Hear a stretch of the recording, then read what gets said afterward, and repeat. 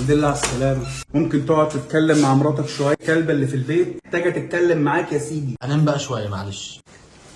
لو بطلت تحبني قول لي عادي. انا عايز اعرف علاقتنا دي فين دلوقتي. احنا متجوزين. لو ده جواز بالنسبة لك فانا محتاج اتطلق ناو. طب شوف لنا فيلم بقى، نحن ونزرع الشوك، اهو ليه علاقة بالخدامة اللي انت عايش معاها. هو في ايه مالك النهارده؟ هو انت اللي ما بتحكيليش يومك كان عامل ازاي؟ اعمل حسابك ان ماما جاية على العشاء. اعمل ايه يعني؟ مش فاهم. تعمل ايه؟ لما امك تيجي هعرفك انا بقى هعمل ايه. هو النهارده كام؟ عيد ميلادي، عيد ميلادك، عيد ميلادي، عيد ميلادك، اتجوزنا. عيد جوازنا.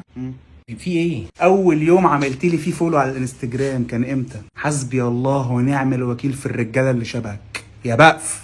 خدتش بالك من اي حاجه وانت داخل البيت؟ ما لفتش نظرك اي حاجه؟ شقه متروقه؟ ما لفتش نظرك اي حاجه؟ غيرت لون شعري؟ قصيت ضفر الصغير يا كلب يجيك ويحط فيك. عربيه بابا في التوكيل لازم تروح تستلمها 9 الصبح. انا اللي هستلمها. انا كنت عارفه ان انا الجوازه دي مش بتاعتي، ولا مستوى اجتماعي ولا مادي ولا اخلاقي. قطه رشا بنت عمتي عايزه تتجوز ولقينا لها اخيرا حد في التجمع، فممكن تاخدها من زاد للتجمع تتجوز وتجيبها تاني. انا مالي؟ انا مالي، خليها من غير راجل، هي جت عليها يعني. لما عيد جواز ماما يجي والاقي ان جوزي ما بعتلهاش هديه، ده معناه ايه؟ ماما دي اللي هي 65 سنه. انا عرفت دلوقتي ماما كانت تقصد ايه. ما قالت لي غيري العتبه وروحي المسكي.